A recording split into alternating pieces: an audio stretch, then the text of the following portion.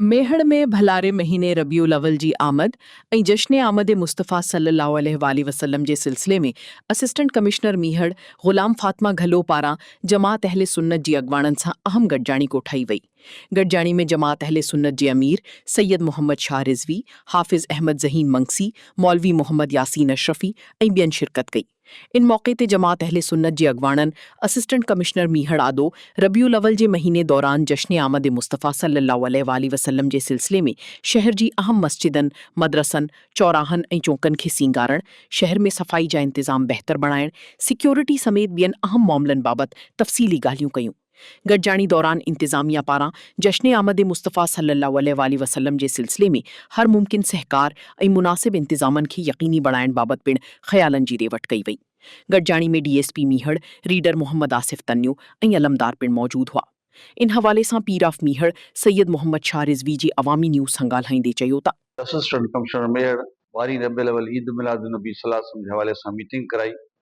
जंहिंमें town committee राधण जा officer शरीक थिया, टाउन कमेटी मेयर जा ऑफिसर शरीक थिया, वापडा जो ऑफिसर शरीक थियो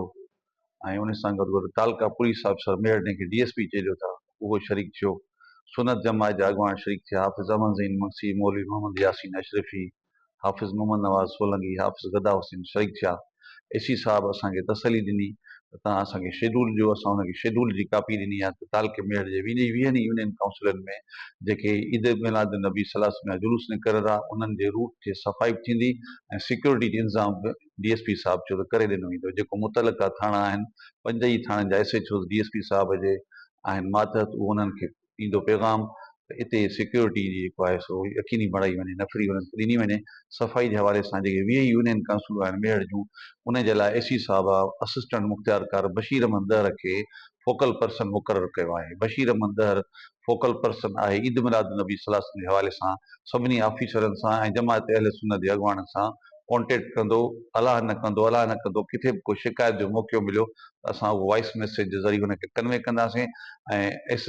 असिस्टेंट कमिश्नर साहिबु आहे उन ते अमल कराईंदी इंशा ताला। अहिड़ी का बदमज़गी न थींदी। असां सभिनी जी दुआ आहे, ख़ुशीअ जो महीनो आहे, बरकतुनि भरियो महीनो आहे, रहमतुनि भरियो महीनो आहे, सरवर कोनैन सल्लल्लाहु अलैहि वसल्लम जी विलादत आमद जो महीनो आहे, सुठे तरीक़े सां मल्हाइजे। घंटाघर खे मूं मान चरागाह कई वञे ऐं कुझु मस्जिदूं आहिनि शहर जूं 10 या 11 उन्हनि खे चरागाह कई वञे। मेयर जे पुलिस स्टेशन खे DSP ऑफिस खे मूं AC साहब खे चयो त पंहिंजो ऑफिस खे मुख़्तियारकार ऑफिस खे चरागाह कराए वञे, जीअं 14 अगस्त ते ई या 12 रबियुल अव्वल ताईं ईअं चरागाह थियल हुजे, DSP ऑफिस ते बि चरागाह हुजे त ख़बर पए त ॿिन्ही जहाननि जे सरदार पाक सल्लल्लाहु अलैहि वसल्लम जे विलादत जो आमद जो महीनो आहे ऐं भरपूर तयारियूं थींदियूं। ऐं इन खां पोइ वरी इहो तइ थियो त हिकिड़ो दफ़ो अञा मीटिंग AC साहब कंदी,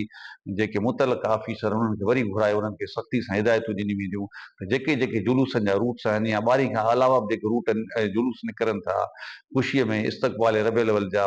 मिसाल कारनि जो जुलूस आहे, मोटरसाइकिलनि जी रैली आहे, त उन्हनि जे रूट ते बि टाउन कमेटी वारा सफ़ाई कराए ॾींदा ऐं DSP मेयर उते पुलिस जी सिक्योरिटी खे यकीनी बणाईंदो इंशाअल्लाह। सब्सक्राइब कयो अवामी न्यूज़ HD खे ऐं ताज़ा तरीन ख़बरुनि लाइ ॾिसंदा रहो अवामी न्यूज़ HD।